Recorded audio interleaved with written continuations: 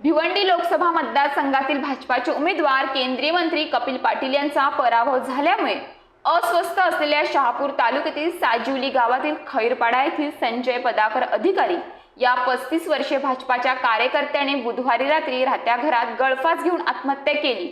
शहापूर तालुक्यातील भाजपाचा निष्ठावान कार्यकर्ता म्हणून संजय अधिकारी यांची ओळख होती।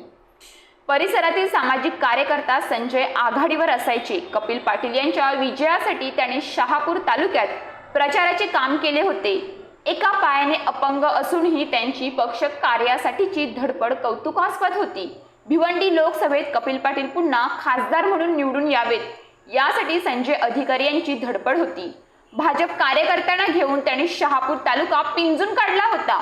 मतमोजणीच्या दिवशी कपिल पाटील यांचे पक्ष प्रतिनिधी म्हणून संजय अधिकारी यांना ओळखपत्र मिळाले होते, पण मतमोजणीच्या दिवशी ते गैरहजर राहिले। त्यानंतर कपिल पाटील पराभूत झाल्याची माहिती मिळताच संजय खूप व्यथित झाले।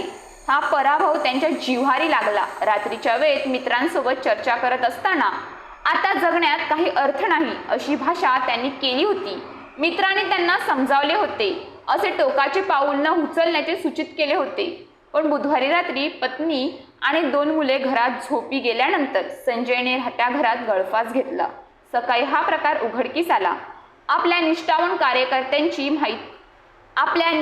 कार्यकर्त्यांची माहिती मिळताच कपिल पाटील यांचे कौटुंबिक सदस्य देवेश पाटील, माजी मंत्री जगन्नाथ पाटील यांनी अधिकारी यांच्या कुटुंबियांची भेट घेऊन त्यांचे सांत्वन केले। शहापूर पोलीस ठाण्यात या प्रकरणाची अकस्मात मृत्यूची नोंद करण्यात आली आहे। संजय यांच्या कुटुंबियांना कपिल पाटील फाउंडेशनतर्फे सहकार्य केले जाणार आहे।